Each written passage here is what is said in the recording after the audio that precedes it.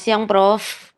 Terima kasih Prof untuk kesempatannya hari ini diberi kesempatan untuk presentasi eee eee, tentang subaxial spine injury, diagnosis and current management untuk memenuhi tugas tase ruangan 1 di semester 3 ini. Selamat siang juga kepada rekan-rekan konsulen yang terhormat dan kepada rekan-rekan residen dan juga kepada rekan-rekan dokter muda. Hari ini saya akan memulai presentasi.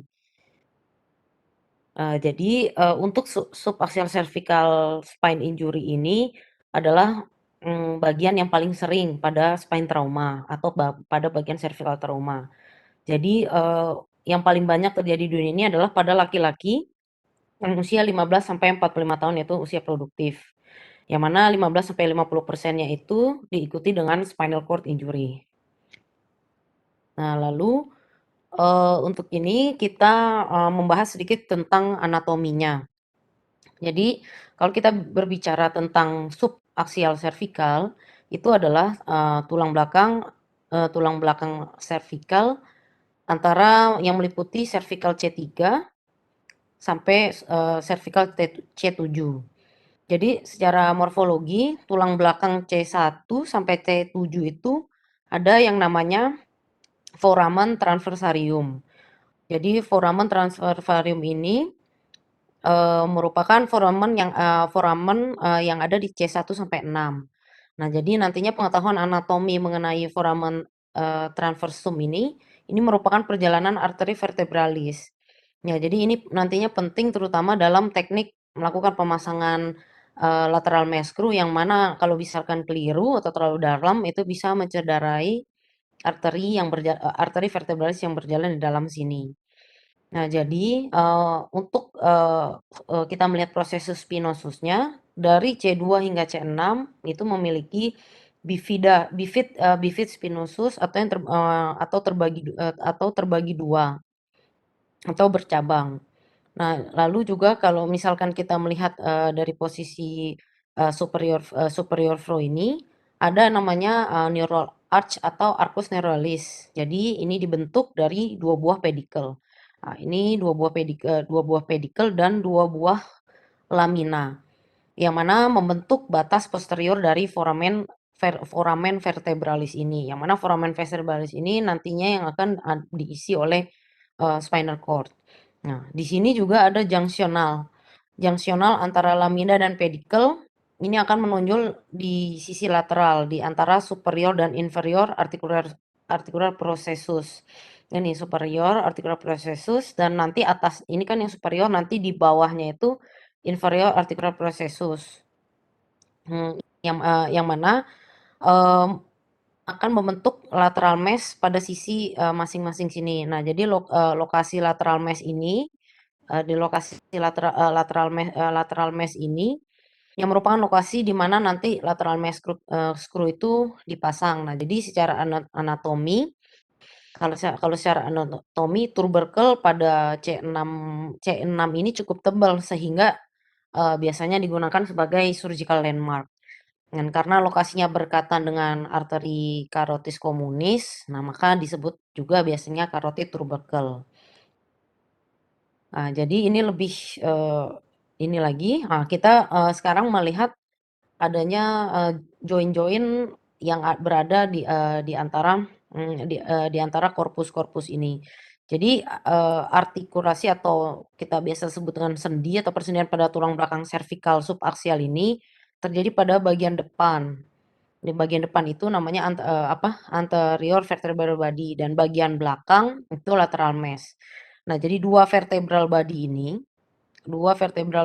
ini berdekatan dan berartikulasi satu sama lain melalui 3 persendian, yaitu 2 persendian uncovertebral ini yang, yang menyambungkan antara uncus atau uncinate prussus dan, eee, 1 persendian diskosomatik yang karena misalkan tidak memiliki kapsul sendi maka disebut sinuostrosis. Nah, lalu juga persendian uncovertebral ini merupakan persendian sinovial yang dibentuk oleh yang tadi processus uncinate ini ya atau uncus yang atas sama bawah. Jadi Di samping itu juga, fungsinya ini adalah untuk, melakukan gerakan fleksi ekstensi tulang belakang servikal yang membatasi gerakan fleksi lateral. Nah, itulah gunanya. Lalu di samping itu juga ada persendian namanya zygapophyseal joint atau kita sebut juga dengan facet joint. Nah, jadi facet joint ini, adalah, eee, gabungan antara superior articular facet pada tulang servikal, ya, nah jadi nanti dia memiliki orientasi ke arah posteromedial. Nah, jadi gunanya untuk posteromedial pada C3 dan posterolateral pada C7. Jadi, join-join inilah yang membantu pergerakan ke lateral, ke medial oleh, tulang belakang tersebut. Nah, terus juga di sini, di bagian sini juga ada namanya intervertebral foramina. Nah, ini semua berjalan, keluar, spinal nerve yang akan membentuk root di sini. Nah, lalu, yang tidak kalah pentingnya kita juga harus, mengenal yang namanya spinal ligament. Spinal ligament ini kalau kita, lihat dari anterior sampai ke posterior, dia ini berurutan. Ada 7 buah ligamen yang sangat penting yang nantinya akan membantu pergerakan, pada tulang belakang dan juga membantu untuk, proses diagnosis dan proses, proses operasi atau tidaknya nanti. Nah, jadi untuk, di bagian depan ada namanya ALL, anterior longitudinal, ligamen. Nah, jadi anterior ALL ini, itu dari bagian foramen magnum itu berjalan sampai ke sakrum. Jadi fungsinya adalah dia ini mensupport dari annulus fibrosus ini yang di dalam diskus intervertebralis ini untuk, mencegah adanya hiperekstensi. Jadi selama ALL ini masih intak atau tidak putus, dia ini berfungsi untuk, mencegah jangan sampai terjadi, hiperekstensi sehingga mengakibatkan, patah atau putus. Nah, kalau PLL, posterior longitudinal ligament, dia ada di dalam sini, lebih di dalam posterior. Jadi, bagiannya dari C2 sampai ke sakrum juga. Nah, bedanya dari ALL fungsinya adalah untuk mencegah hiperfleksi. Kalau yang tadi kan hiperekstensi, kalau ini hiperfleksi, berlawanan. Jadi mereka berdua ini akan bekerja sama supaya tidak terlalu hiperekstensi atau tidak terlalu hiperfleksi. Lalu interspinous ligament, jadi dia ini ada dari C2 sampai C1 dan juga supraspinous ligament ini dari C7 sampai lumbosakral. Jadi yang supraspinous ini lebih bawah, kalau yang, interspinous itu di bagian atas. Nah, jadi ini juga stabilitas dari bagian belakang atau bagian dorsal dari spinal column. Stabilitas dari processus spinosus, proses transversum, inilah fungsi dari ligamen ini. Nah, lalu juga ada juga namanya ligamentum flava. Jadi ligamentum flava ini, menyambungkan spina lamina kepada facet joint yang tadi. Jadi, membuat, stabil antara spina lamina dan, facet joint yang tadi. Nah, ini adalah, beberapa biomekanisme yang menyebabkan terjadinya cedera cervical subaksial. Jadi, ada hiperfleksi, ada distraksi, ada ekstensi, ada kompresi. Nah, ini adalah, semua semua gerakan-gerakan yang abnormal atau gerakan yang berlebihan ini akan menyebabkan kerusakan baik pada korpus, ligamen, atau pada tension band atau pada tulang korpusnya itu sendiri. Jadi, tergantung biomekanismenya nanti, kegunaan dari biomekanisme ini adalah nanti menentukan kategori apa dari kerusakan, kecelakaan ini. Gitu. Nah, lalu, untuk, pasien-pasien yang cedera servikal biasanya di UGD mungkin di Sangla juga kita selalu menggunakan yang namanya nexus kriteria untuk menentukan apakah perlu pasien ini dilakukan, working up diagnostik at least, plain radiografi servikal atau X-ray servikal. Nah, jadi ini adalah nexus kriteria, yang mana, mungkin, nanti bisa dibaca atau dihafalkan kalau misalkan pasien, ada no sign of intoxication, no sign of neurological deficit, ada, signs of painful distressing pain. Nah, ini adalah ciri-ciri pasien harus dilakukan cervical spine injury. Misalkan ada, pasien datang tidak sadar, dengan intoksikasi, dengan nyeri, atau bahkan, adanya neurological deficit, itu harus langsung dilakukan, X-ray cervical. Nah, lalu juga biasanya juga ada juga yang menggunakan Canadian C-spine rule. Jadi, tapi, ini jarang digunakan, disangla lebih ke arah nexus kriteria. Nah, jadi setelah, nexus kriteria mungkin terpenuhi, pasien dilakukan, servikal, untuk foto pola servikal. Nah, lalu bagaimana cara kita membaca, foto pola servikal ini mungkin dibahas sedikit. Jadi pertama kita harus, mengetahui prinsip ABC, ABCS. Jadi A itu adalah alignment. Alignment itu adalah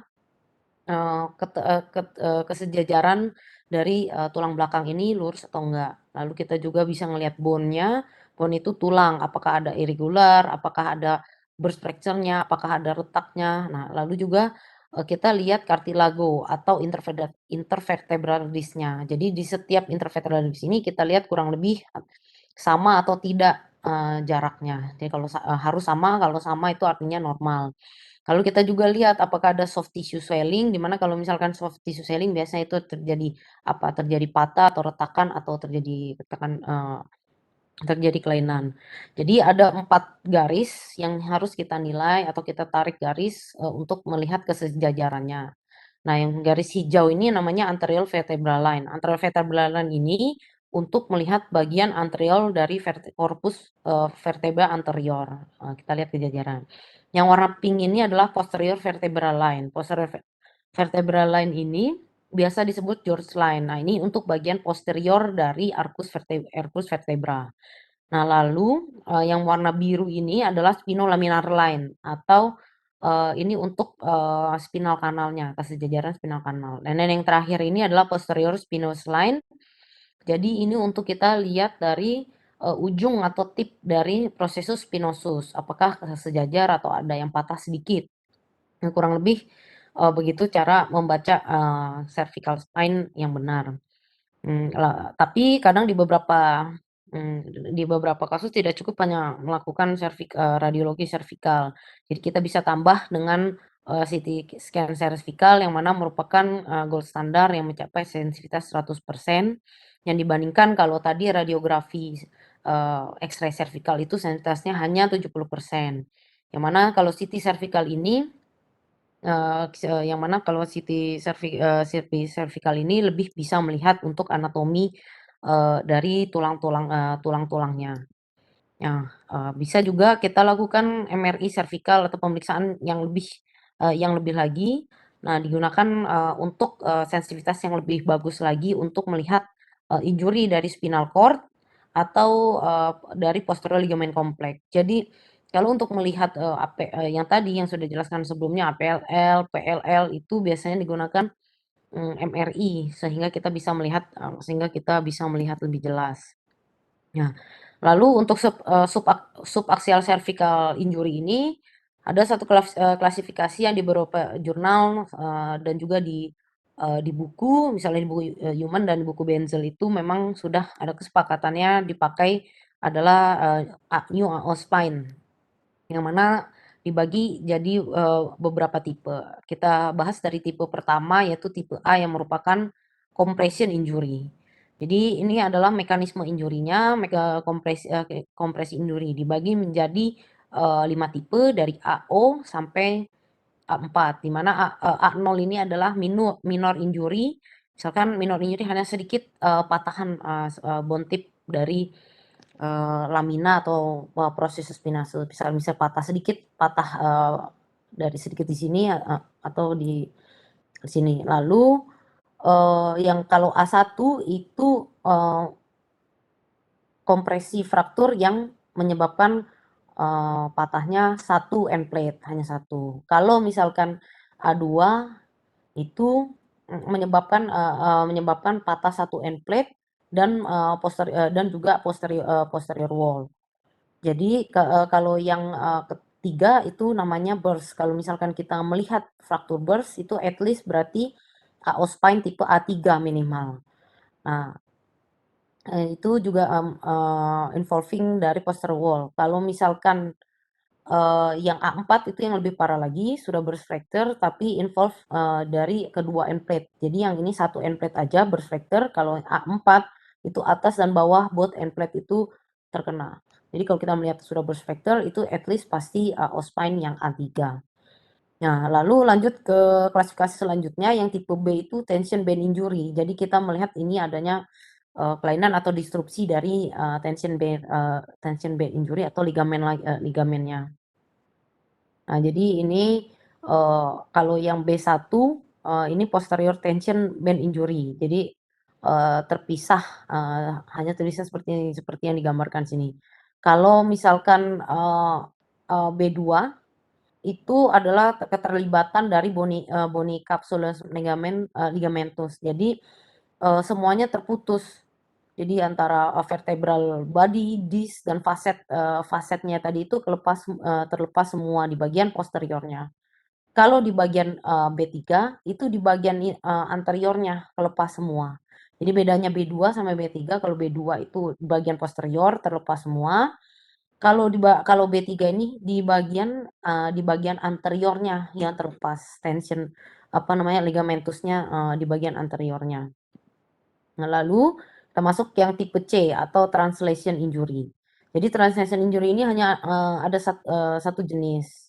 Jadi dibilang translation injury kalau sudah terjadi rusaknya atau displacement dari aksis yang mana terlepas semuanya. Jadi benar-benar bergeser satu corpus vertebranya ini dari anterior, ligamen, sampai ke intervertebral disc-nya, sampai ke bagian posteriornya, sampai ke bagian processus spinosusnya, transversus, dan sampai ke posterior ligamen, itu semuanya terlepas. Jadi sudah benar-benar terlepas semua. Itu namanya translation injury yang biasanya ini adalah unstable injury.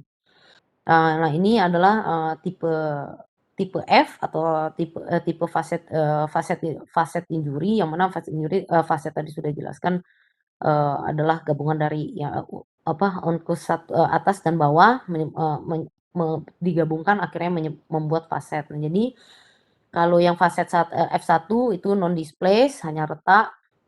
Kalau F2 itu fragmennya itu patah melebihi 40% dari lateral mass-nya.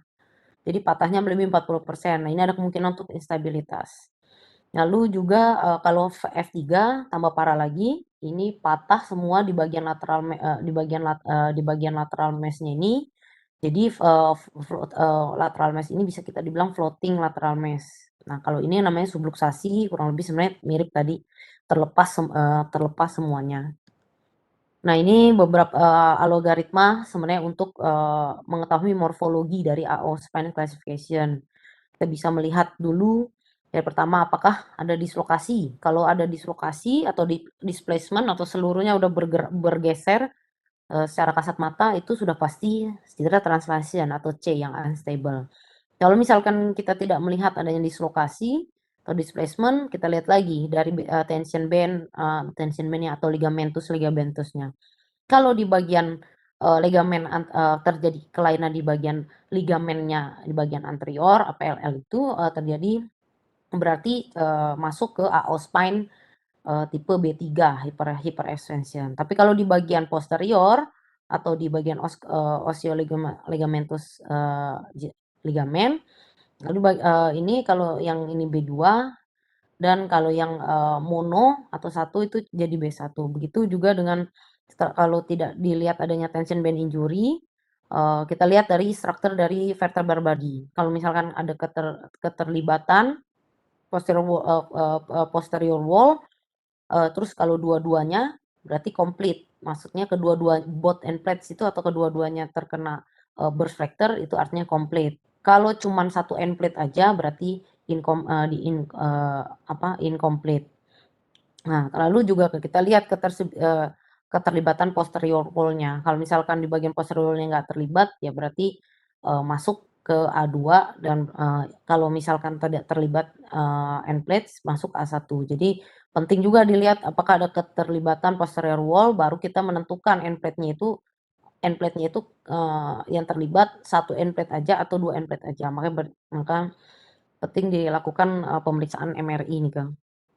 Nah lalu, untuk AO spine sendiri ada juga yang namanya, modified. Jadi modified ini, kita, untuk melihat apakah adanya, keterlibatan dari ligamen dan juga adanya keterlibatan kerusakan dari vertebral artery injury. Dan juga kalau mau memakai extended N0 sampai NX ini untuk melihat apakah adanya, keterlibatan dari, bisa dipecah jadi incomplete dan complete spinal injury berdasarkan ini mungkin bisa, dihafalkan, atau ya. Ya ini kurang lebih, sama dengan yang tadi. Nah lalu yang penting juga di sini untuk melihat keterlibatan dari cord injury oleh defisit neurologis, kita biasanya menggunakan I-score. Yang mana kalau eee, I-score, A adalah, komplit atau benar-benar tidak ada motor atau tidak ada sensory function. Jadi benar-benar loss. Nah itu biasanya juga disertai dengan misalkan, hilangnya tonus dari sphincter ani artinya adalah, sakral spalling negatif. Nah, untuk, incomplete masih ada sensornya, tapi motornya sama sekali nggak ada. Nah ini biasanya, sakral spalling masih positif atau pas rectartusnya kita masih ada menemukan kontraksi atau masih ada refleksnya.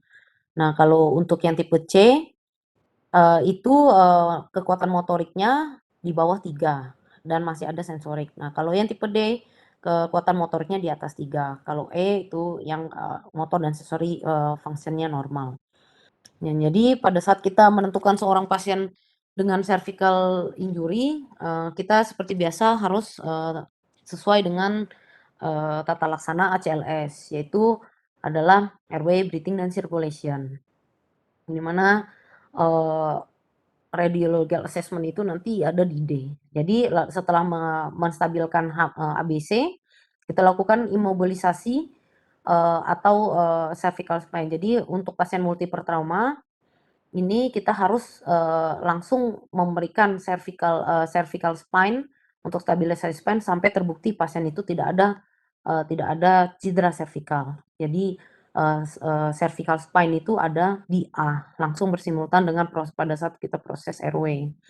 Nah jadi goals-nya pada treatment atau, eee, manajemen dari subaxial cervical spine injury adalah kita pertama, melepaskan atau rilis dekompres dari spinal kanal, yang menyebabkan tadi penurunan neurologis atau ada defisit neurologis. Lalu kita memprovide dari, stabilitas spinal.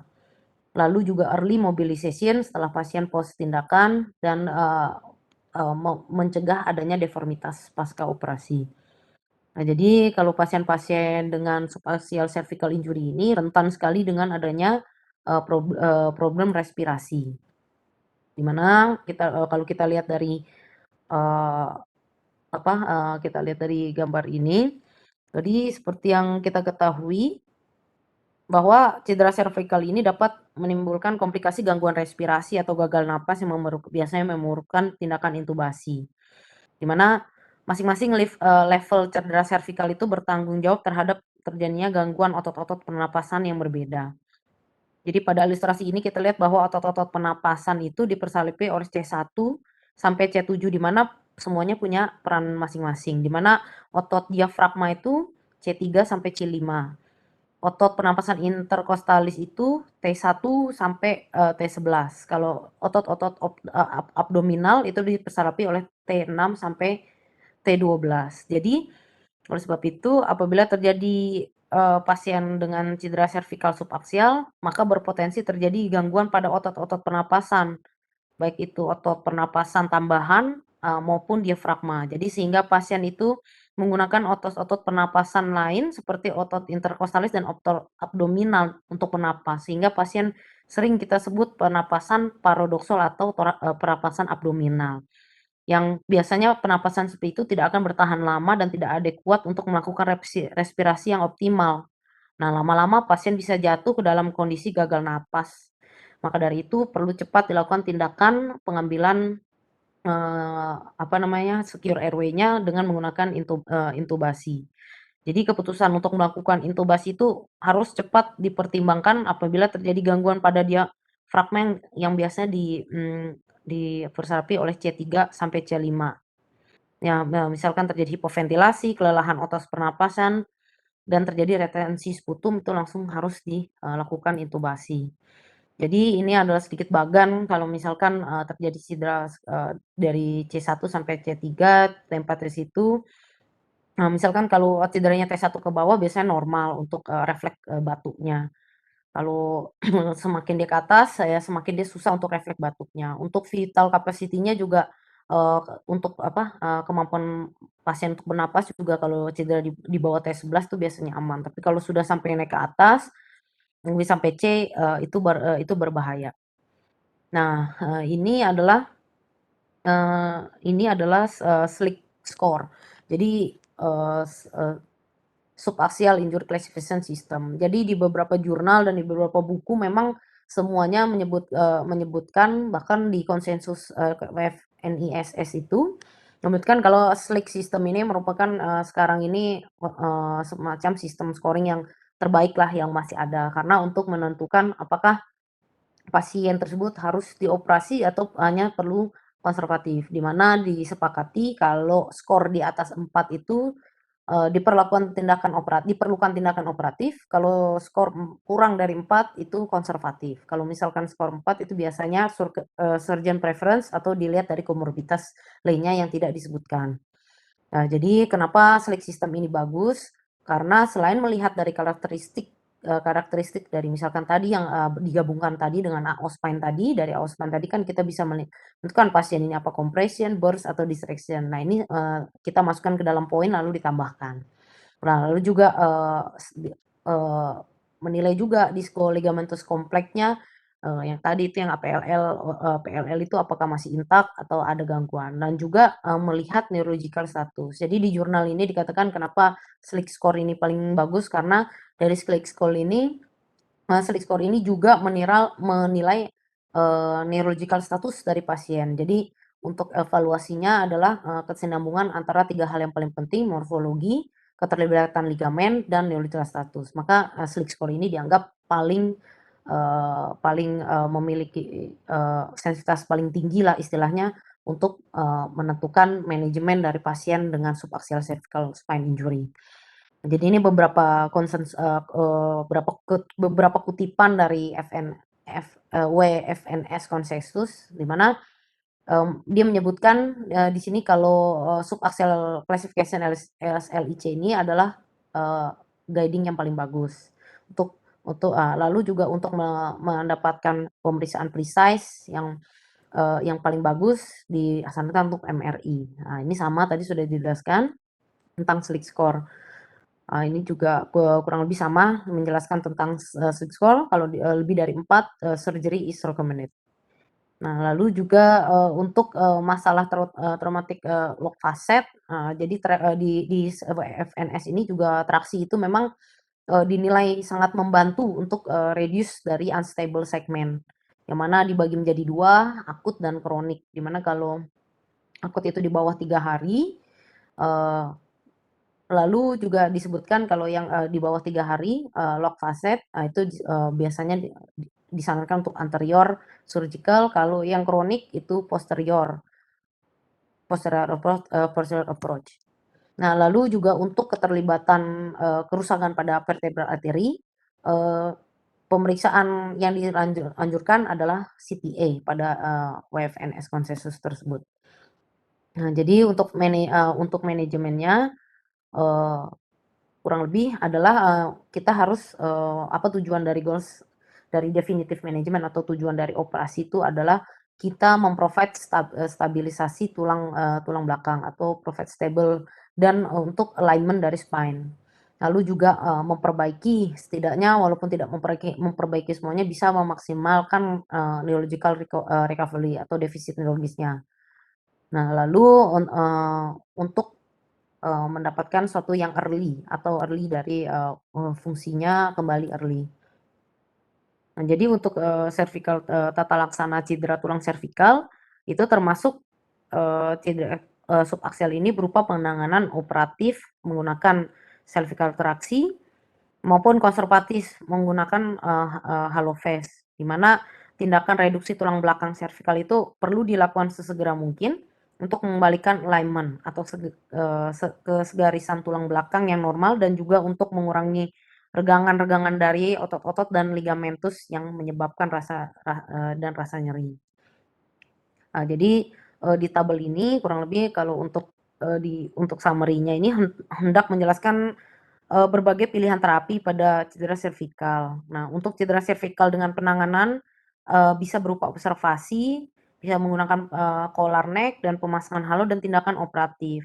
Kalau di tabel ini, kita lihat untuk cedera seperti, subaxial compression fracture, maka penanganannya meliputi itu penggunaan collar dan pemasangan halo. Sedangkan kalau kita mendapatkan unilateral atau bilateral facet fracture yang membuat, gangguan stabilitas tulang belakang, maka perlu tindakan operasi.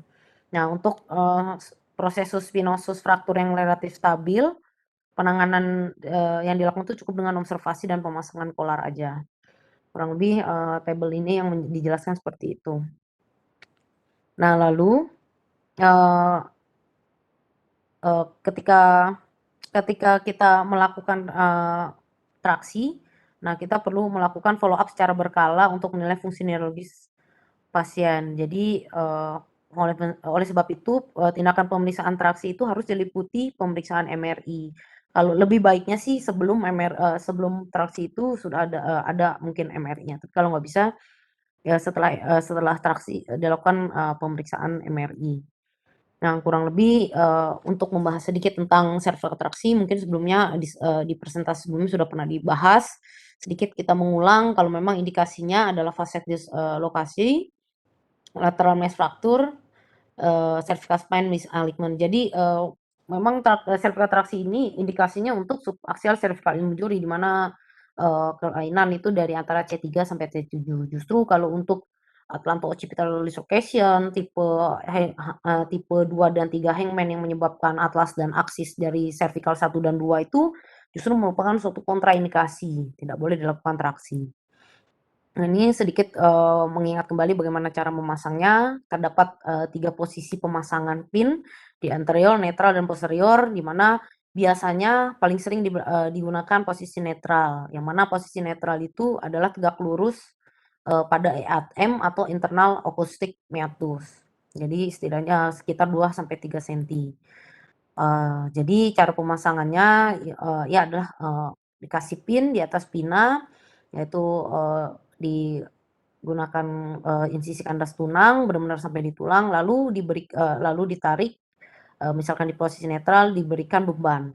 Bebannya itu untuk pertama adalah bobot 3 kilo, lalu bisa, bertahap selama beberapa jam ditambah sampai dipastikan sudah terjadi, penarikan atau stabilisasi tulang.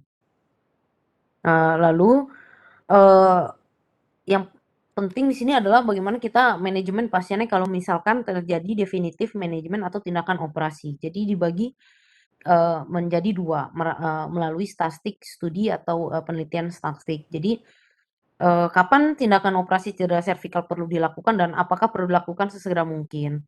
Jadi menurut penelitian ini itu dikatakan bahwa early decompression itu memberikan 2,8 kali kemungkinan perbaikan lebih tinggi pada pasien-pasien yang mengalami cedera servikal Asia grade 2. Jadi semakin cepat itu adalah semakin bagus. Lalu, masalah berikutnya adalah kita harus menentukan apakah approach yang dilakukan itu anterior anterior atau posterior. Untuk jenis tindakannya, atau bahkan kombinasi keduanya anterior dan posterior. Nah, kalau ini, gambaran sini adalah, secara ya mungkin ini secara gamblang kurang lebih mungkin, belum saya jelaskan secara, dalam sekali. Jadi ini adalah berikut merupakan ilustrasi anterior approach. Ilustrasi operasi ini dilakukan dengan anterior approach, yang mana ilustrasi ini hendak menampilkan yang namanya prosedur ACDF atau anterior cervical discectomy and fusion, di mana pada gambar sisi kiri ini menampilkan ini operator sedang melakukan melakukan disektomi setelah, diekspos dulu beberapa level vertebral dan diskus. Nah, itu dibantu dengan, retraktor untuk menggeser struktur-struktur otot yang ada di anterior colli dan beberapa struktur lainnya seperti misalkan ada carotid sheath di sisi lateral dan ada trakea juga di bagian medial ini dilakukan retraksi. Nah, lalu juga ini di bagian kanan ini menampilkan, diskus-diskus intervertebralis yang telah diangkat, oh maaf, ini maksudnya diskus intervertebralis yang udah diangkat, dengan ronger dan scalpel nomor 11, nah hingga bersih, pada kemungkinan, 2 level. Lalu, menyisakan end plate sehingga ruang yang terbentuk tersebut dapat digunakan oleh bone graft dengan harapan nanti terjadi fusion pada level tersebut.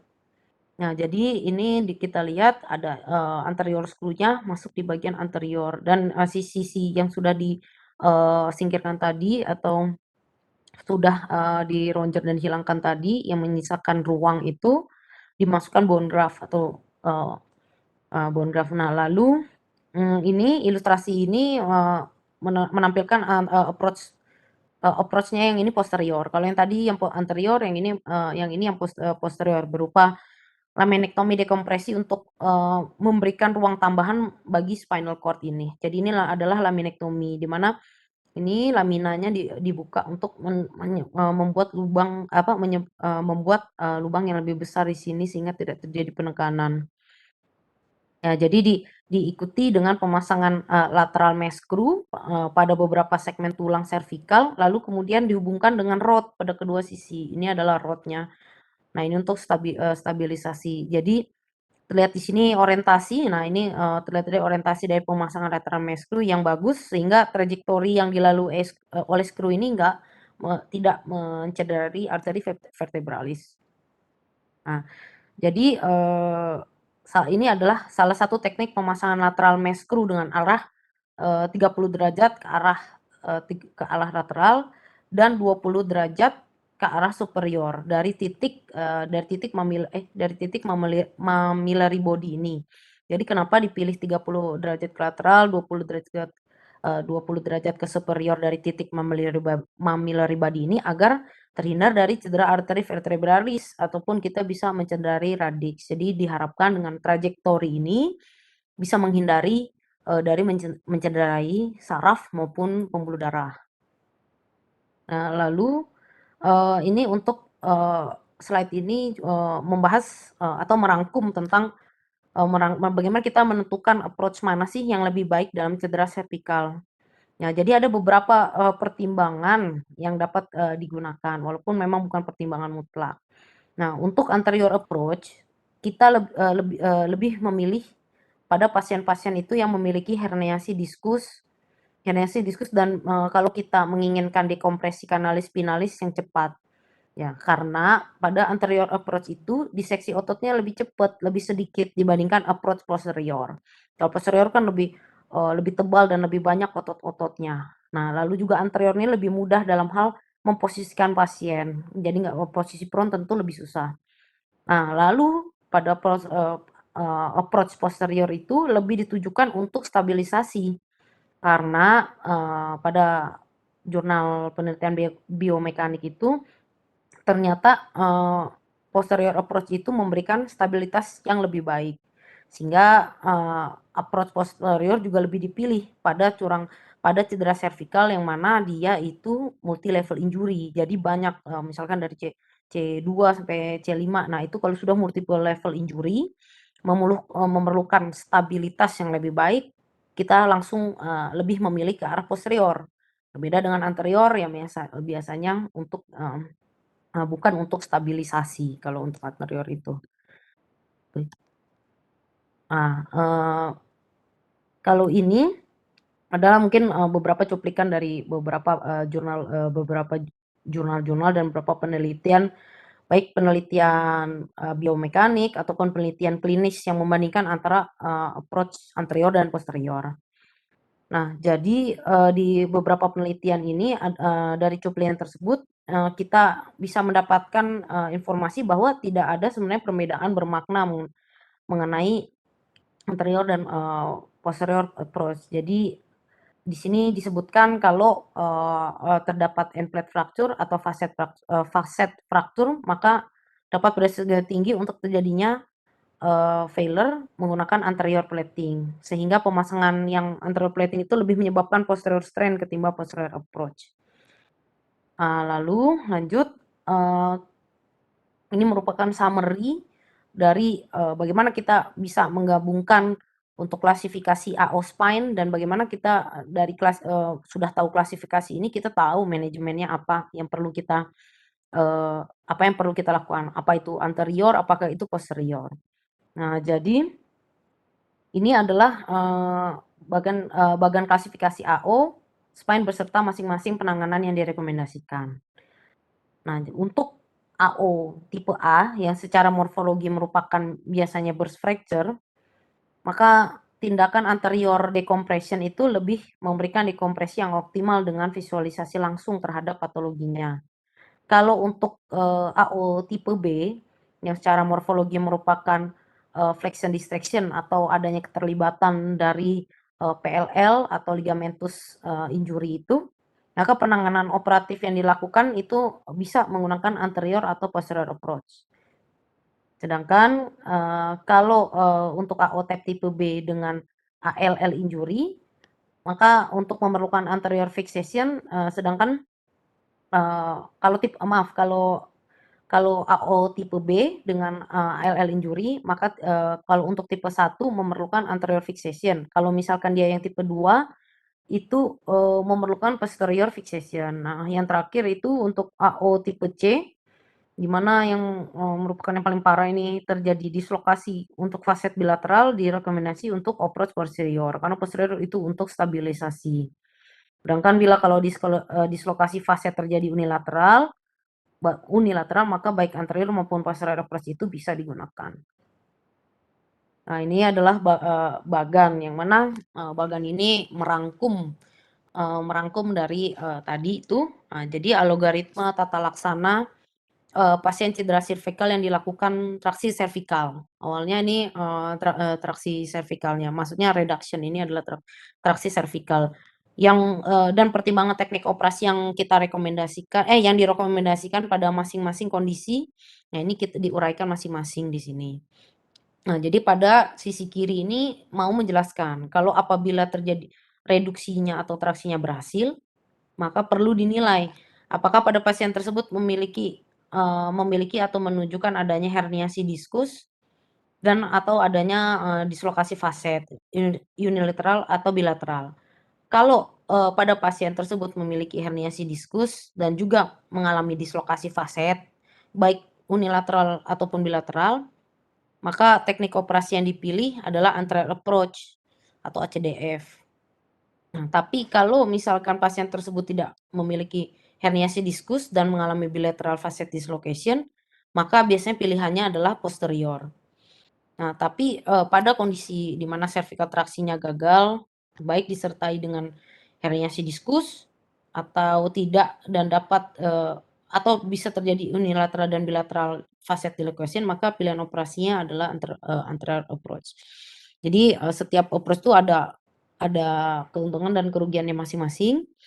Kalau anterior approach itu lebih mudah untuk dilakukan, diseksi ototnya lebih gampang, tapi untuk memberikan stabilitas pada tulang dia kurang. Tapi kalau misalkan posterior dia memang lebih susah, tapi untuk stabilisasi dia sangat baik, apalagi untuk pasien yang memiliki multiple level of cervical injury.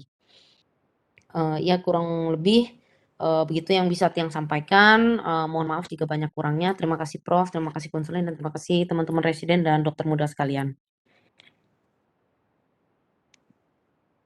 Baik, terima kasih Marlin. Lengkap. Persiapannya luar biasa sampai nguber-nguberin untuk maju ya. Ternyata awesome job. Saya kira cuma 6 slide seperti biasa, ternyata bagus nih. Luar biasa. Pak, kalau ada pertanyaan, mudah-mudahan Marlin ngerti apa yang disampaikan. Silakan dari DM, residen baru, sebelum yang lurah atau chief-chiefnya. Silakan. Selamat siang, Prof. Selamat siang, Dr. Marlin. Saya Dwiki. Sebelumnya presentasi Dr. Marlin sangat baik sekali, sangat mendetail. Izin bertanya, Prof. Jadi untuk melakukan penilaian subaxial spine injury di sini, apakah cukup untuk menggunakan modalitas pemeriksaan seperti ronsen cervical polos, kemudian atau CT scan cervical saja? Kemudian kapan kita bisa melakukan pemeriksaan MRI? Apakah langsung bisa kita lakukan MRI atau cukup ronsen cervical polos saja? Terima kasih, Prof. Terima kasih, dokter. Ya, terima kasih Dokter Dwiki atas pertanyaannya. Mencoba menjawab. Jadi kalau misalkan pasien datang dengan misalkan tidak sadar atau kita ada kecurigaan dari adanya curiga servikal, kita pertama harus tetap diagnostiknya dengan nexus kriteria atau Canadian C-spine rule. Jadi ini aja diagnostiknya atau kriteria ini perlu dilakukan ronsen servikal atau enggak.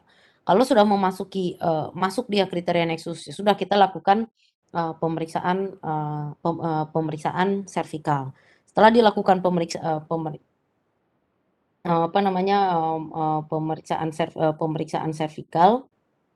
Nah, setelah itu untuk menentukan kita perlu di CT scan atau enggak.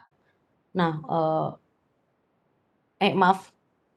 maksudnya nexus itu tadi untuk CT scan servikal. Jadi itu kriteria untuk kita menentukan pasien perlu di CT scan servikal atau enggak. Nah, jika masuk kriteria sudah kita lakukan CT scan servikal. Nah, kapan perlu kita lakukan MRI? Nah, misalkan MRI itu perlu dilakukan untuk menilai subaxial spine injury, terutama kita untuk menilai DLC, Dr. Dwiki. Maksudnya dari DLC itu adalah disco ligamentous complex, yang mana itu meliputi anterior longitudinal ligamen, posterior longitudinal ligamen, facet kapsul, ligamentum posterior seperti ligamentum intraspinosus. Nah, jadi itu di MRI terlihat lebih jelas. Di MRI itu terlihat lebih jelas. Nah, lalu juga kapan kita melakukan MRI, pada saat kita juga mau menilai cedera soft tissue, apakah ada herniasi diskus, apakah ada hematom. Nah, itu terutama pada pasien-pasien yang misalkan kita ada kebingungan secara klinis itu mengalami cedera ada defisit neurologis, tapi pada saat kita melakukan gambaran CT scan servikal itu kok kesannya seperti normal. Jadi MRI itu gunanya bagus untuk mengevaluasi posterior ligamentous complex dan untuk menilai spinal cord. Kurang lebih begitu yang bisa yang sampaikan Prof. Untuk tambahannya, Prof.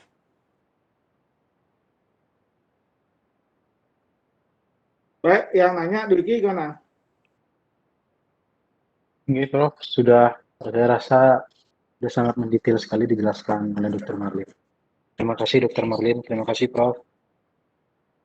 Ya, bagus, Marlin udah belajar banyak. Jadi, pasien-pasien yang datang ke UGD, harus curiga ada cervical injury bila pasiennya tidak sadar. Pasiennya multitrauma. Bila pasiennya usia ekstrim, kecil atau tua sekali, bawah 2 tahun atau di atas 65. Curiga cervical injury bila ada trauma di atas klavikula. Curiga cervical injury bila ada dari di midline. Curiga cervical injury bila ada defisit neurologis, mau itu sensibel mau motorik. Nah, dok, Prof, pasiennya datang tidak sadar, jatuh dari lantai 3. Nah, itu harus curigai cervical injury sampai terbukti sebaliknya ya. Nah, bagaimana kalau pasiennya sober, pasiennya sadar? Kapan kita curigai? Nah, pakai nexus kriteria. Apakah ada trauma tumpul, jatuh dari ketinggian, dipukul dengan balok pada tulang belakang, leher, dan sebagainya? Nggak ada. Apakah pasiennya sadar penuh, tidak ada mabuk, intoksikasi apa? Alert? Nah, kalau sudah alert, apakah ada, ini pakai nexus ini, apakah ada intoksikasi, apakah ada nyeri saat didistraksi, atau pas duduk-duduk di UGD itu nyeri leher enggak? Kemudian apakah ada kalau disentuh di midline atau nyeri, ini pada pasien sadar. Kalau semua enggak ada, pulangkan pasiennya, bukan cedera spinal ya. Tapi kalau salah satu ada, curiga possible injury. Dari awal misalnya, Prof, pasiennya trauma tumpul, benturan mobil tabrak beruntun. Nah, itu dari awal harus curigai. Dari ekstritasi mengeluarkan dari mobil atau jatuh ke jurang, itu langsung dipasang trikator ya. Boleh ditarik begitu saja dari mobil, rangka mobil harus dipotong, dipasangkan semi rigid cervical, ekstrikator jaket, pernah lihat itu seperti di ATLS, pasang long spine board sampai terbukti di foto dan sebagainya tidak ada. Di UGD mulai dia bisa menjelaskan tidak ada sakit, ya kurang dari 30 menit harus dilepas long spine board dan ekstrikator jaket dan semi rigidnya ya. Itu nexus itu untuk mengeksklud pasien-pasien yang bukan cedera.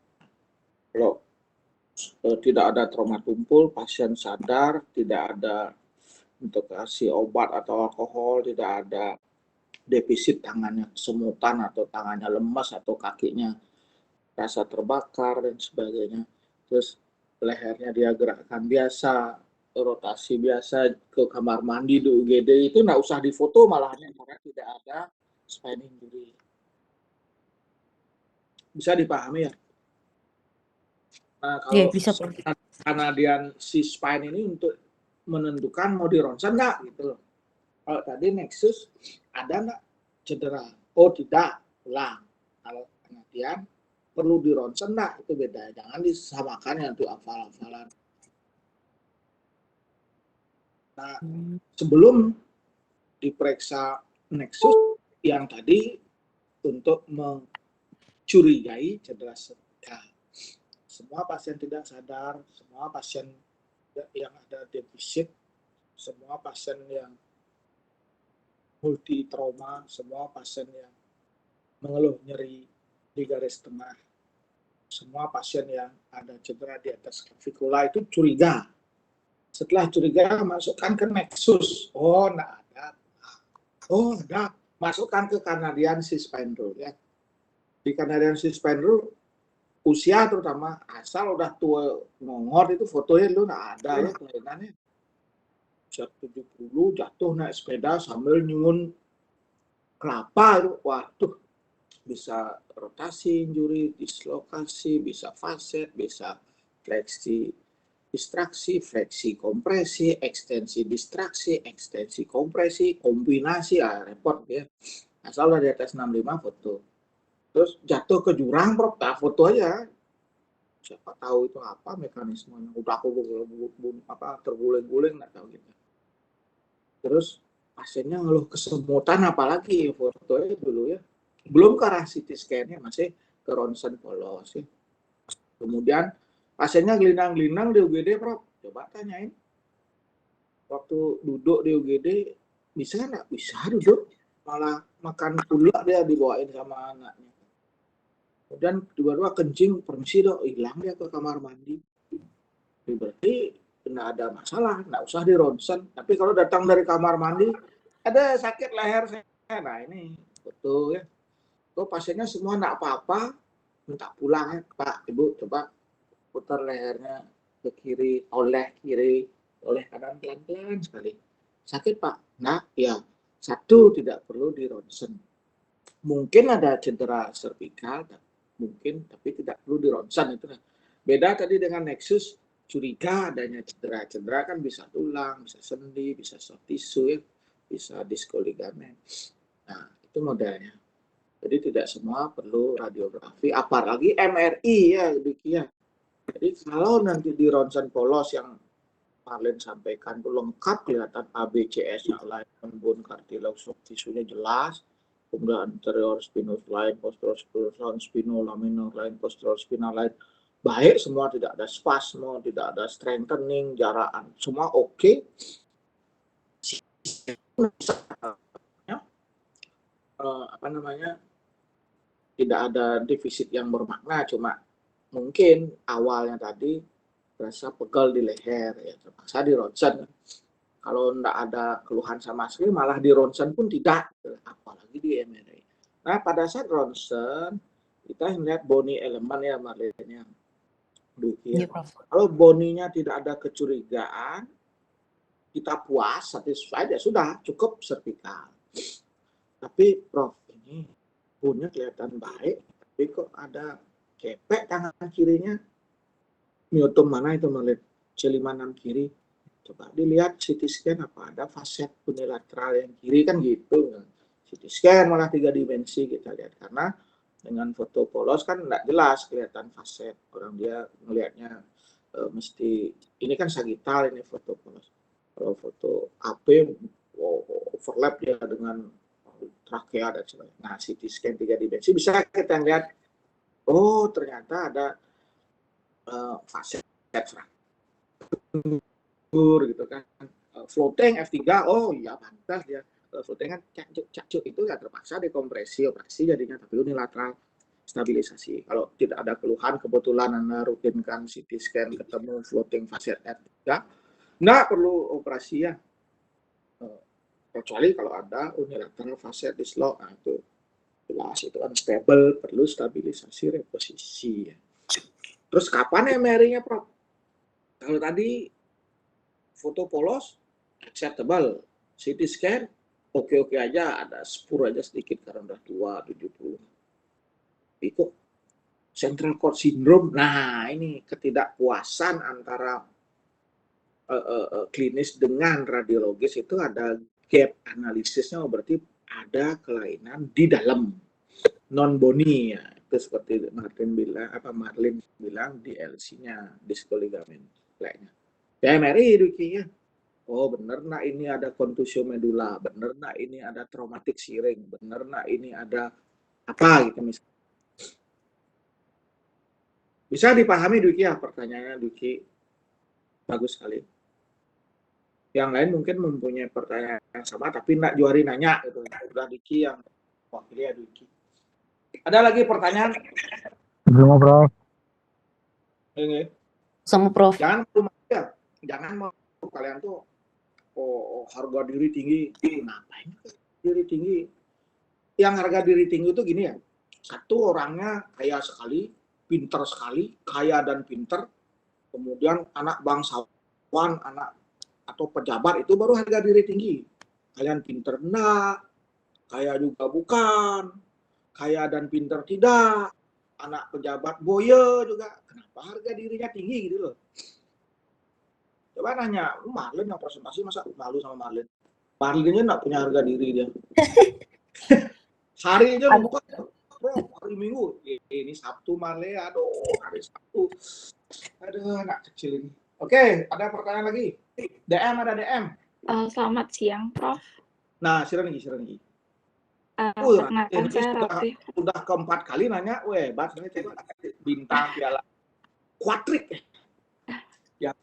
Yang lain nggak ada suaranya, Ratihnya ada DM. Silakan Ratih. Nggih, Prof. Terima kasih kesempatan. Mau bertanya tentang biomechanical traumanya ya. Tadi sempat dijelaskan untuk biomechanical trauma ini apakah ada hubungannya nanti dengan klasifikasi frakturnya yang seperti apabila trauma A maka klasifikasi frakturan tersering adalah ini, dan kemudian apakah berhubungan dengan prognosis? Mungkin itu dari saya, Prof. dan Dokter. Mohon Bagus. bimbingannya. Biomekanik, Marlin, coba silakan. Ya, terima kasih Dokter Ratih. Aduh, bagus dan susah pertanyaannya, luar biasa. Nah, jadi mencoba menjawab Prof. Ini kalau untuk biomekanikalnya mungkin kalau setiap memang kalau setiap setiap tipe cedera ini ada berbeda-beda. Ada yang misalkan dia distraksi atau dia ketarik ke fleksi atau dia dari gambar ini kita bisa melihat maksudnya dari gambar ini. Jadi ada distraksi, ada hiperekstensi kepalanya terlalu ke belakang, terus ada kompresi ke bawah, ada fleksi kompresi, ada fleksi ke depan. Jadi misalkan contoh misalkan hiperekstensi, nah itu biasanya terjadi cervical cord syndrome. Nah itu biasanya prognosisnya lebih bagus. Nah lalu juga ada contoh misalkan hiperfleksi, itu bisa terjadi teardrop fracture dan biasanya kecurigaannya mungkin unstable. Orang gitu. Nah kalau misalkan untuk tipe-tipe dari biomechanical-nya ini nanti dia masuk ke klasifikasi dari AO Spine yang tadi sudah Tiang jelaskan. Jadi ada kompresi, ada tension band injury sama translation injury. Jadi setiap kalau untuk yang paling parah atau untuk prognosisnya paling buruk itu adalah cedera yang C ini yang translasi injury yang biasanya sudah pasti unstable, yang mana sudah pasti penanganan operatif. Kurang lebih seperti itu Prof yang bisa saya jawab. Ya bagus, untuk Marlin luar biasa sekali. Gimana Ratih, cukup puas atau belum, atau mau nanya lagi? Sudah cukup puas, Prof. Mungkin bisa ditambahkan dari Prof-nya lagi, Prof. Terima kasih, Prof. Ya paling meresum aja. Jadi kita harus paham supaya satu bisa memprediksi apa yang kemungkinan terjadi tadinya. Setelah mampu memprediksi, mampu merekonstruksi kemungkinannya dari kita anamnesis kan kita bisa coba benar ibu nggak jatuh terguling ke depan. Nah, apa benar ketimpa? Mengaku ketimpa kelapa, harusnya kan vertikal loading itu kan burst, tapi ternyata dislokasi. Mungkin ketimpa dulu terus jatuh dia ke depan terguling, di depannya ada got atau trotoar yang tutupnya tidak terpasang, itu mungkin habis dibersihkan, masuk dia ke jelembab ke depan, padahal terpenyuh tadinya kan gitu. Sehingga kita mampu memprediksi, kemudian mampu merekonstruksi ya, kayak polisi itu reka di TKP itu direka, oh gini ya tuh habis ketepenyuh, kemudian tiba-tiba kakinya lemas karena paresis mendadak, jatuhlah dia ke depan, badannya masih agak kuat melawan sehingga terjadi rolling dia ke depan. Nah, di depan ada apa? Nah, itu ketekuk lagi leher, kelak gitu ya. Kemudian pada saat dikeluarin dari bolong trotoar misalnya, yang datang damkar, nah bawa extrication jaket dan sebagainya, ditarik aja begitu saja, ada traksi injury lagi, pas lah ligamen interspinusnya maupun ALR-nya putus. Jadi kebayang kita, oh kenapa mekanismenya tidak cocok dengan dapetannya. Bisa saja pre-hospital care-nya, bisa saja after injury pertama primernya ada runtutannya ya, ketimpa namanya kaleng plamir atau kaleng cat yang 10 kilo di lantai 2, ketimpa di kepala vertical loading, harusnya incomplete burst atau burst, Tapi jatuh bebas ke bawah, di bawah ada begesting kayu-kayu yang menghalangi untuk mereka bekerja itu ya, leher kebentur pertama di bawah oksipital, prosesus spinosusnya kena, fraktur dia, hiperekstensi injury, terjadi central cord syndrome, tadinya burst, dan disc prolaps, sampai di lantai bawah jatuh lagi tulang belakangnya, ekor dan sebagainya. Makanya mekanismenya kita bisa prediksi, berarti multiple hitting ya, satu ketepen primer, kedua jatuh bebas, kemudian ketiga jatuh menghujam bumi. Itu caranya dengan tahu biomekanik kita bisa memprediksi, setelah memprediksi merekonstruksi kejadian, baru memikirkan apa yang diperlukan untuk pemeriksaan diagnosis, apa cukup foto polos atau 3D dimensi atau tambah dengan MRI. Nah setelah itu imobilisasinya bisa kita planningkan, ini unstable mandatory, ini perlu diimobilisasi dulu sebelum definitif open reduction internal fiksasi. Ya, pasanglah cervical traction kan itu. Cervical tractionnya dilihat lagi. Tadi mekanismenya kebanyakan hiperfleksi apa hiperekstensi atau normal alignment yang kita perlukan. Nah, pasanglah titiknya apa di depan, apa midline, apa normal traksi atau sedikit memerlukan fleksi. Nah itu planning untuk imobilisasi plus planning untuk definitif juga artinya. Kalau kita tahu ini 360 atau circumferential instabilitas, ya planningnya ya anterior dan posterior stabilisasi sekaligus atau bertahap, itu tergantung sumber daya yang ada. Tapi kalau kita tahu dia posterior instabilitas, misalnya bilateral facet aja ya anteriornya intak, ya kita planningkan posterior stabilisasi. Kalau kita tahu dia anterior compression karena disc problem, kecurigaannya seperti mekanismenya tertentu, hiperfleksi, ya, terjadi injury di anterior corpus, kemudian disc-nya prolap ke belakang, dibuktikan MRI benar, ya anterior approach kita ambil dengan syarat 1 atau 2 level. Kalau multi level, mungkin anterior approach disertai posterior approach seperti yang Marlin sampaikan. Nah, masalah gampang dan tidaknya Marlin tolong di revisi, itu tergantung preferennya. Kalau kita biasa ngambil ACDR, apa anterior, kalau yang nggak biasa susah dia, baru buka platismanya sudah arteri karotisnya dicederai, itu terjadi itu di oka tetangga kita itu. Sampai konsul BTKV bedah vaskuler untuk repair ya. Jadi tidak selamanya yang gampang itu mudah ya, mereka tergantung preferen biasa enggak gitu ya. Ya kalau kita bedah saraf mau anterior mau posterior mau circumferential juga bisa-bisa aja karena hasilnya banyak dan sampai lurahmu pun sudah menganggap itu biasa gitu, tidak hal yang itu. Tanya Stephen kan bisa buka posterior, bisa, sering mengerjakan, pernah hidup pasiennya nah kan gitu ya. Nah itulah yang penting kan kompetensinya ada dulu kan. Setelah hidup nggak hidup itu bisa nasib pasien dan memang kondisinya jelek sekali ya. Ya mudah-mudahan Ratnya bisa paham ya. Ada lagi pertanyaan? Nah sekarang kok DM sudah, residen baru sudah, yang senior sedikit.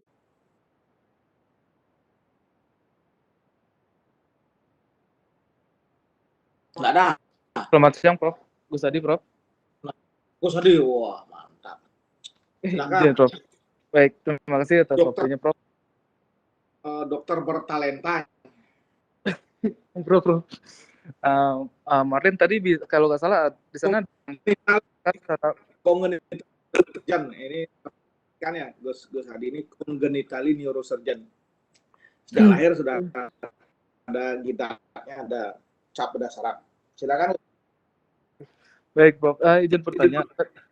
Dokter Marlin tadi kayaknya ada sempat disinggung terkait penulisan diagnosa ya tadi ya, kalau nggak salah di slide ya. Boleh dilihat lagi di slide-nya itu. Kebetulan saya juga ingin bertanya bagaimana nanti penulisan diagnosanya kalau misalnya dia tuh menggunakan apa tadi kriteria AO yang baru itu lah Dr. Marlin, yang ada defisit dan sebagainya. Terima kasih Dr. Marlin, mohon penjelasannya. Oh ya. Nggih, Terima kasih Dokter, Gus Adi untuk, pertanyaannya. Kalau untuk cara penulisan, diagnosis, mungkin, mmm, misalkan Ya tadi ada di slide deh, Dokter yang Maulid. Sempat saya lihat tadi. mana ya? Terutama yang menggunakan ke AO yang baru itu loh, yang ada neurologic deficit dan sebagainya. Ini? Iya ya. Coba di slide selanjutnya. Nah itu. Ini ya benar ya? Oh iya ya. Kalau kayak gini nanti penulisan diagnosanya itu gimana ya kalau kita menggunakan yang baru itu? Apakah misalnya C5 C6, misalnya fraktur kompresi C5 AO type 3 plus apa kayak gitu, atau gimana cara penulisannya ya? Dokter Maulid? Oke, sejujurnya kalau saya belum mau nggak dapat juga ya di jurnal-jurnal bagaimana cara penulisan yang baku ya, belum ada saya baca untuk penulisan baku. Cuman kalau lihat urut-urutannya, pasti kita harus ngurutin misalkan, fraktur pada, C-nya dulu, apa namanya, C6, misalkan dari C3 sampai C5. Kayak misalkan, kalau tadi, misalkan burst fracture ya, kita ambil contoh, burst fracture, kita tulis dulu jenis fracture-nya adalah burst fracture, C6, C7, nah lalu masuk kita ke klasifikasinya, burst fracture yang seperti apa. Nah, misalkan burst fracture C6, C7, AO spine, A4 misalkan karena complete burst. Lalu, langsung boleh ditambahkan, tipenya ini, tipenya M1, M2, M3, atau M4. Nah, biasanya kalau udah sampai, bersenjeri mungkin, ada signifikan discernition patient with, M5. Lalu, bisa ditambahkan juga, apa namanya, ditambahkan juga tipenya. Misalkan kalau kita periksa ada neurological deficit, bisa kita tulis N3. Nah, sebenarnya mungkin seperti itu, tapi, kalau untuk, AO spine niki, untuk AO spine ini kan sebenarnya susah Dokter Kusadi untuk, kita membuat keputusan operasi. Jadi, diagnosis itu, nggak terlalu membantu untuk kita bisa memberikan, dari diagnosis itu kita, keputusannya apa, operasi apa enggak. Maka dari itu, kita pakai SLIC score tadi. Jadi, menggunakan SLIC score itu. Jadi AO spine ini memang, AO spine ini memang membuat kita bisa tulis, diagnosis dengan AO spine ini. Dari tipenya, burst fracture, AO spine tipe berapa, lalu kita tambahkan dengan, klasifikasi, tipe M-nya berapa, lalu juga tipe untuk neurological deficit-nya kita tambahin tipe N, tapi balik lagi kita harus tambahkan untuk, SLIC score-nya berapa, gitu.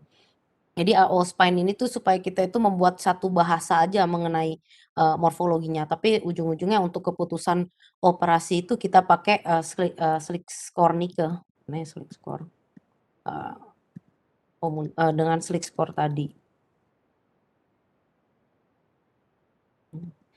Gitu kurang lebih, seperti itu Dokter Gusadi.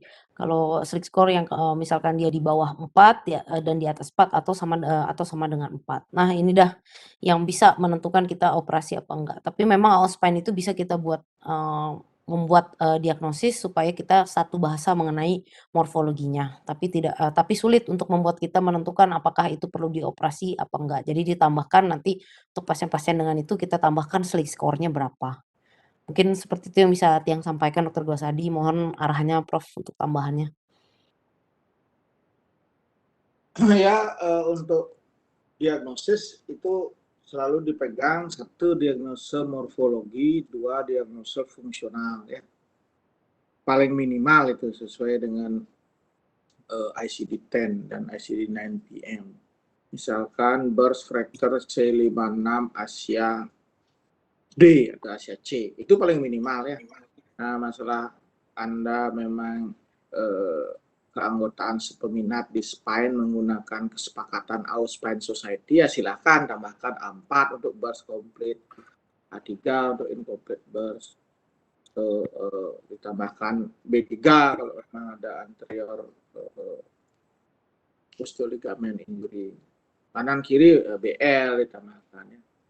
Atau Anda curiga ada facet Facet floating F3, karena itu masing-masing kalau ujian nggak ada keluar itu. Jadi yang keluar harusnya diagnosa morfologi dan diagnosa fungsional, itu wajib itu ya. Diagnosa morfologi jelaskan yang paling sederhana fraktur dislokasi C56 ya, entah di mana frakturnya, entah dislokasinya 1 atau 2 atau bilateral facet atau translasi, itu yang dipakai ya. Fungsinya siapa atau Frankel apa, boleh Asia boleh Frankel. Prof 0 kok tangan tapi masih dicubit terasa, oh Asia D, apa Asia B berarti kan. Oh 0 betul-betul nggak terasa sphincternya gimana, longgar, oh Asia A. Nggak terasa tangan nggak bisa digerakkan sama sekali, sphincternya masih ada, Asia B jadinya tetap. Itu yang penting ya. Itu untuk diagnosis guys. Udah sampai sana. Baik Prof, terima kasih Prof atas penjelasannya. Terima kasih Dr. Marlin.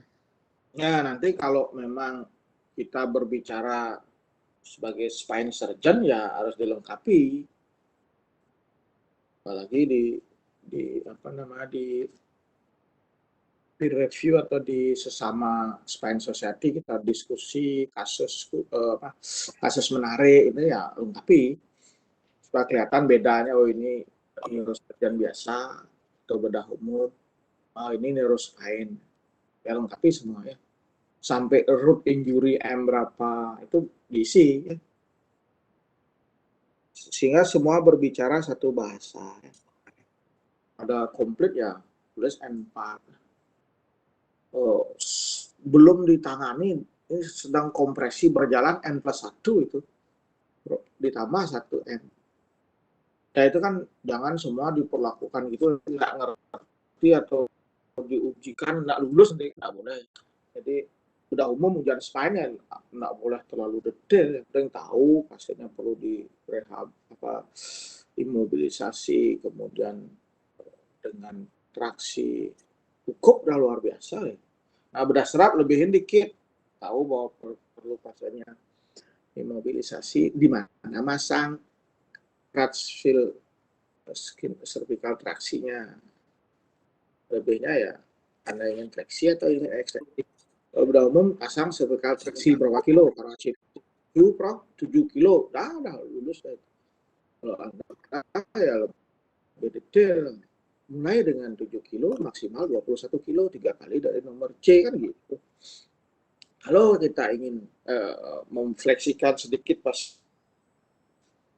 posterior, kalau kita ingin pasiennya ekstensi karena injurinya fleksi, pasang di anterior dari titik normal alignment kan. Sampai di sana bagaimana? Ya Prof, terima kasih Prof atas penjelasannya Prof, sudah cukup jelas Prof. Nah orang nanya kemarin, nanya Bos Adi. Oh, Bos Adi sampai di sana. Siap Prof, sudah jelas Prof. Terima kasih Prof. Diwakili Marlin. Yang lain ada mau nanya lagi? Jadi kapan dioperasi itu yang pentingnya. Kita bisa memegang rule of thumb. Any deficit unstable, udah. Yang Marlinnya. Oke Prof. Boleh dioperasi itu. Lepas slick score-nya di bawah 4. Any unstable. Unstable radiologi, apa unstable mechanically, apa unstable neurologically. Udah saya bilang any unstable. Kalau 3-3 ya udah jelas itu. Maka slick score itu mau combine ya. Ada injury sedikit aja langsung 3 poinnya gitu loh. Sedikit ada fraktur terkompres sedikit ya. 4, nah itu bisa dioperasi. Hypothetic deformity ya tambahan disrupted disc ligament DLC. Udah ada di skornya 6 operasi. Itu slick skornya udah any instability, namanya instabil, neurological instabil, motornya 3 itu unstable ya. Paling tidak obviously Anda perlu dekompresi. Kan saya bilang operasi kan. Jadi kalau ada defisit neurologis, baik itu karena kompresi cord atau kompresi radik, dekompresi is mandatory. Nah, kita mampu melakukan, kalau nggak mampu jangan, spesialis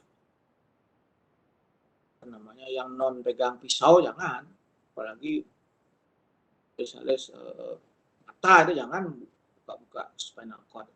Yang tahu lah, yang familiar. Kalau unstable mechanically ya stabilisasi saja, nggak usah dekompresi laminektomi, kan itu berapa kali kita kerjakan. Buka laminanya Prof, nggak usah. Nah, yang kita anggap unstable adalah click score-nya itu kemarin di torakal itu ya spine-nya, spinal cord-nya untungnya pasiennya motorik baik gitu, tapi di sana malah kita sangat hati-hati dan waspada jangan sampai post-op menurun. Bisa dipahami ya? Nah, kalau dua-duanya Prof, sudah berfracture, sudah defisit, ya sekaligus laminektomi stabilisasi posisi. Bisa dipahami?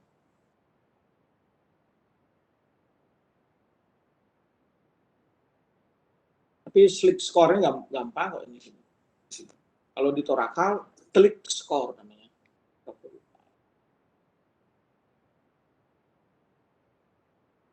Ya, kalau ada pertanyaan, bagaimana kita akhiri? Ada yang mau nanya lagi ke Marlin? Ada kebencian yang tak mau biar nggak bisa jawab, bisa misalnya coba ditanya ke Marlin. Selamat siang, Prof. Oh, sering. Siang, Dr. Darma. Bung Kusumo, silakan.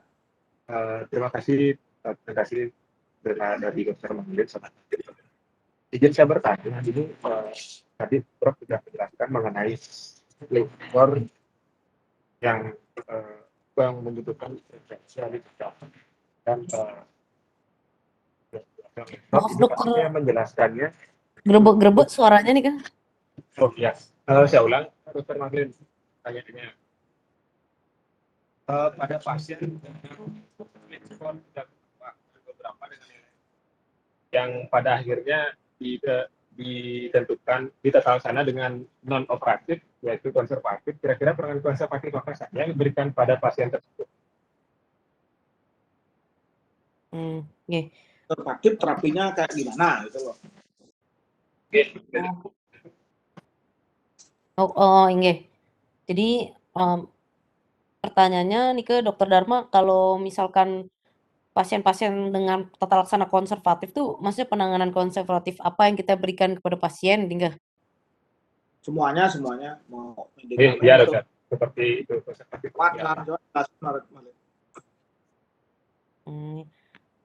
Misalkan izin menjawab Prof, kalau misalkan pasien dengan skor misalkan SLIC 3 ke bawah dan sebagian skor 4 yang ditata laksana konservatif, jadi berarti biasanya kalau pasien-pasien demikian berarti memiliki kemungkinan besar memiliki tulang belakang yang stable atau masih stabil.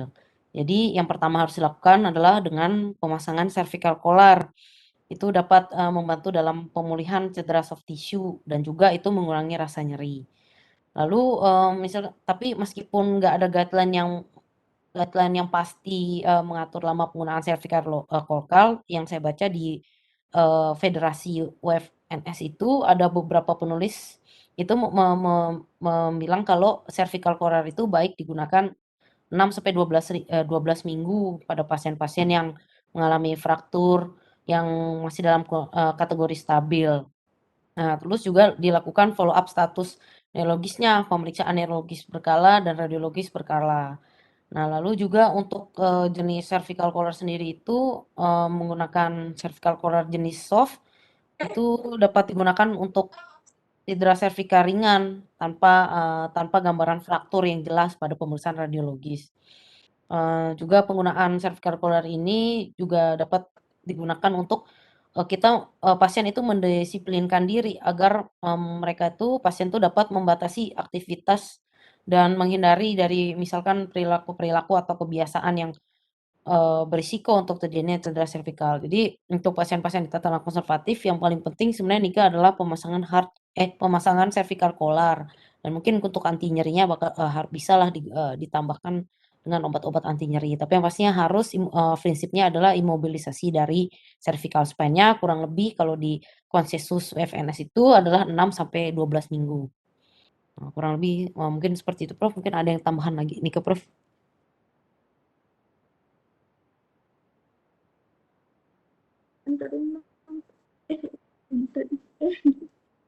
Bagaimana yang nanya sudah tidak jelas?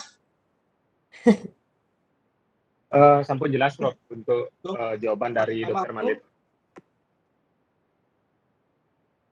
Sudah puas? Iya, sudah puas. Jadi penanganan konservatif mesti diingat zaman dahulu tidak ada operasi ya. Seluruh kasus spine injury konservatif seluruhnya, karena nggak bisa operasi, bisa pun operasi alat nggak ada, banyak faktornya itu. Tapi umumnya tidak bisa operasi. Sekarang kan sudah bisa operasi, bisa alat tersedia, SDM oke, instrumentasi lengkap ya, skru segala ukuran ada.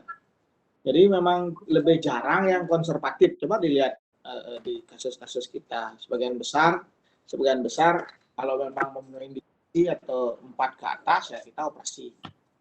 Nah yang konservatif itu harus diketahui apa saja dilakukan. Pasien yang konservatif selalu harus dilakukan imobilisasi ya. Kalau bisa dengan misalkan unilateral facet dengan imobilisasi traksinya bisa mereposisi sekalian, bagus sekali ya. Kalau tidak ada yang perlu direposisi, cukup dengan imobilisasi cervical traksi. Nah, pada saat imobilisasi, komplikasi-komplikasi yang membayangi itu hari pertama sudah bisa mulai terjadi, misalkan pressure sore. Maksudnya diam saja, baik itu diam tidak bisa bergerak, atau diam tidak boleh bergerak, atau diam takut bergerak. Ada itu pasien yang seperti itu. Jadi antara imobilisasinya benar-benar dia tidak bergerak karena dilarang, memang tidak bisa karena lumpuh, atau takut pasiennya nggak dilarang pun ketakutan malah diam terus. Pressure sore yang itu harus dicegah dengan cara miring kanan, miring kiri setiap 2 jam, logrol dibantu oleh beberapa tenaga kesehatan.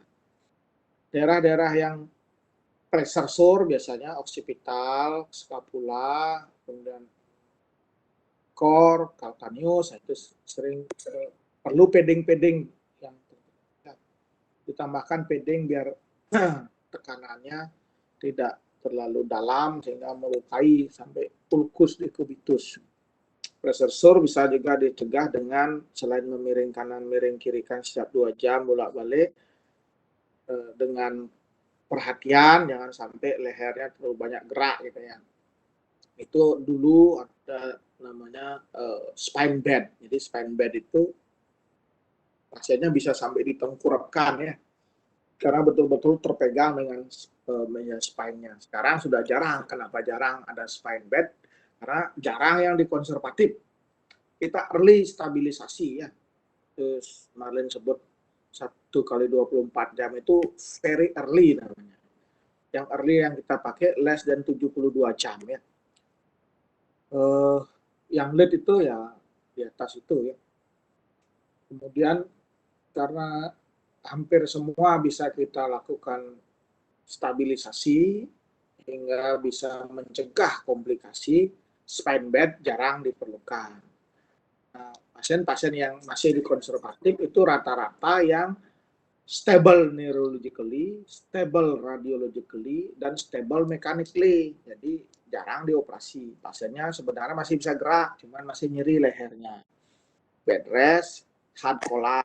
Nah, yang kita tunggu misalnya cuma retak sedikit di spinous process atau retak sedikit di facet, bukan floating facet, mungkin F2.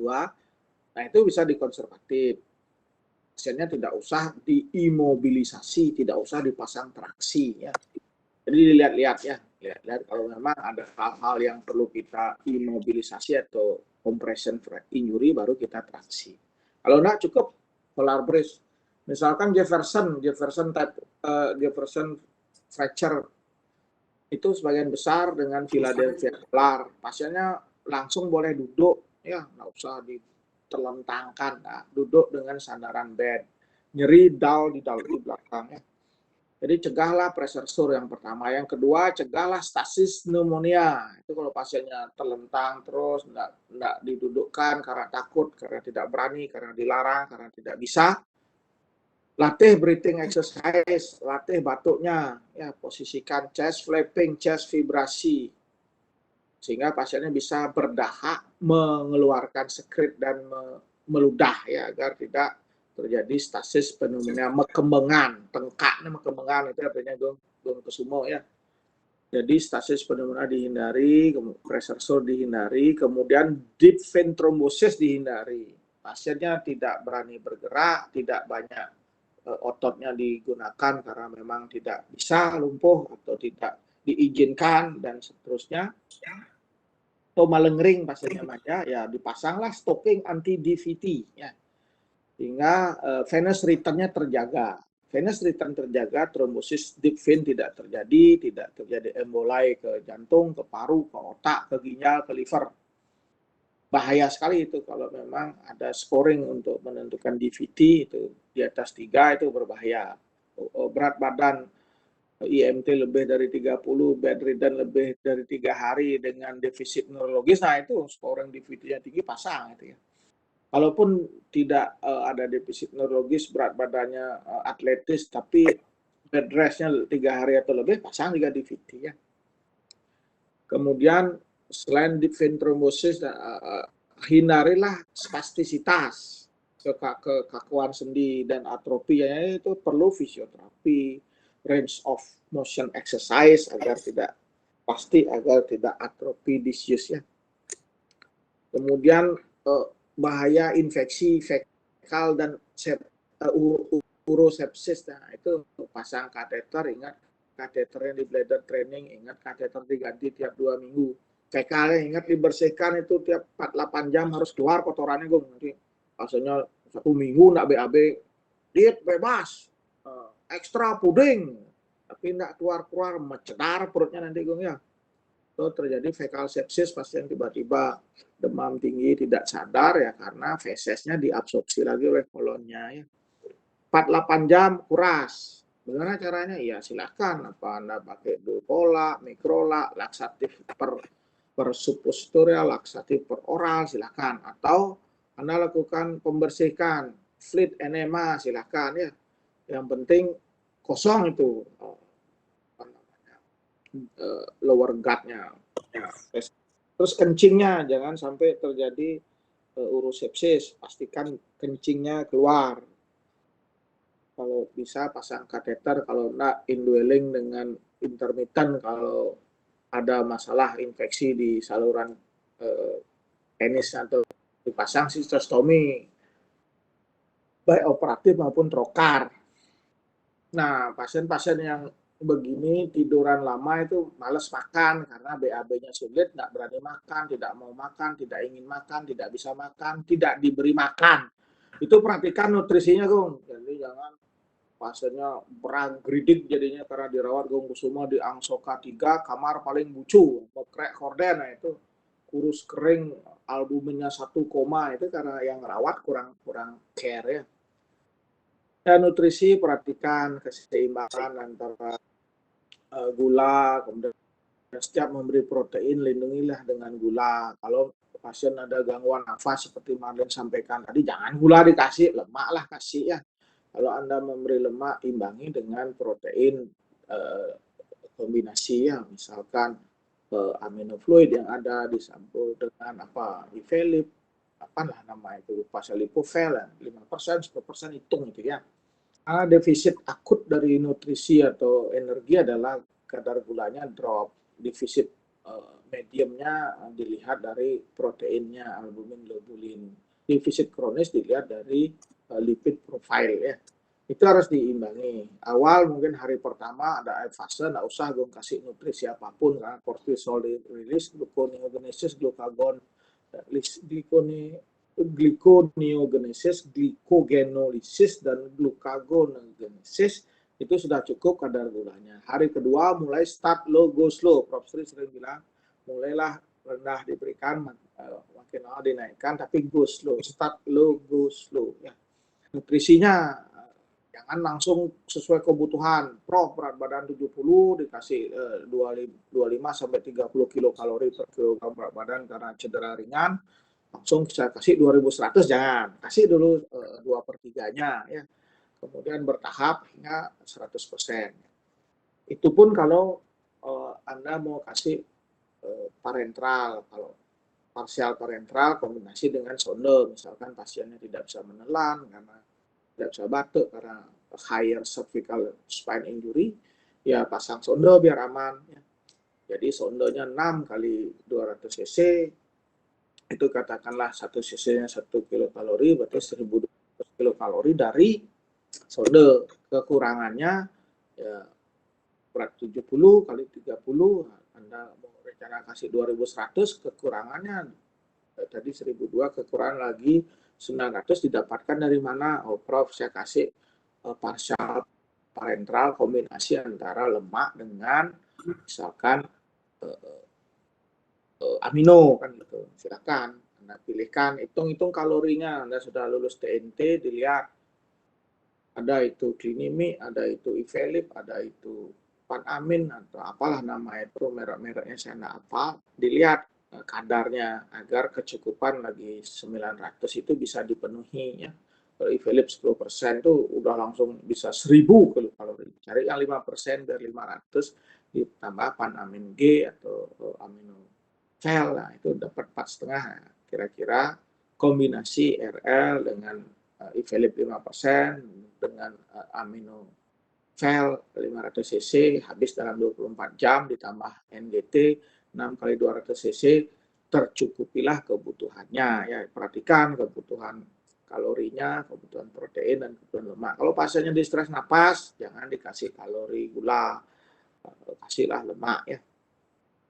Nah, itu yang perlu diperhatikan selain positioning, selain fisioterapi, pencegahan defisit nutrisi. Nah, kalau memang sudah terlanjur ada dahak, ya bantu bronkial toiletnya, baik dengan suctioning kalau pasiennya terpasang ETT, suction bertahap, dan pembersihan bronkial toilet. NaCl yang 10 cc itu masukkan ke tracheostomy, langsung suction agar bersih, tidak ada plak-plak di sana.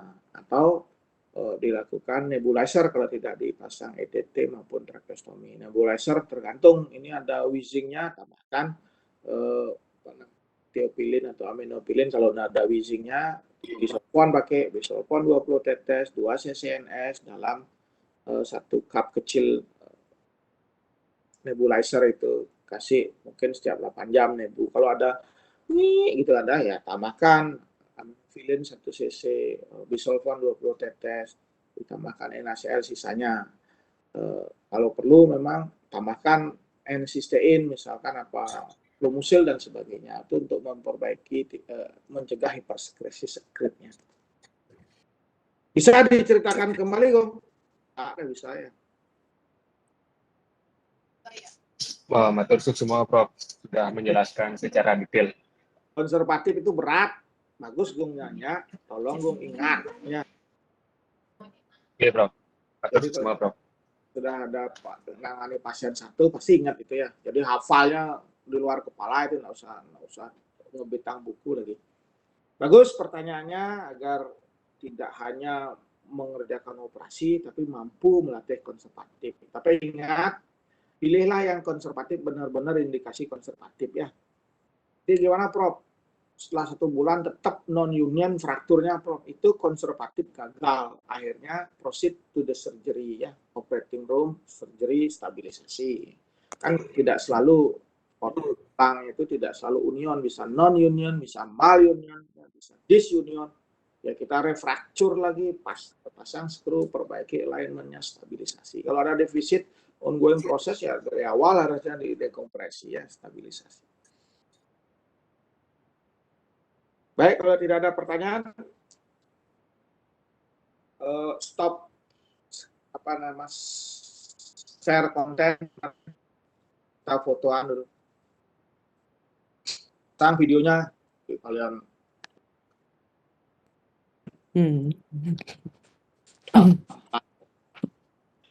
Aduh, kok bisa pintar, setelah lupa hari bisa ngerti gitu. Yang lain pasang foto, ya kita akan jepret ya. Ini yang lain kemana nih? Betul-betul nggak ada ini.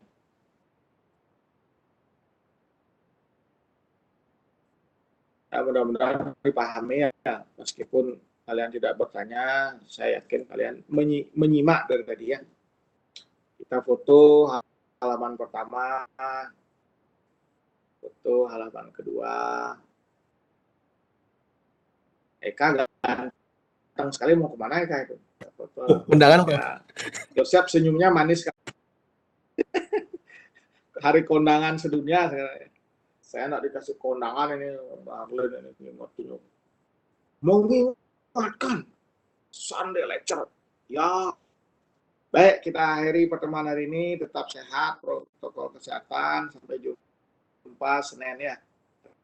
Tapi Senin saya kondangan ke Feby, ke Kubu Tambahan.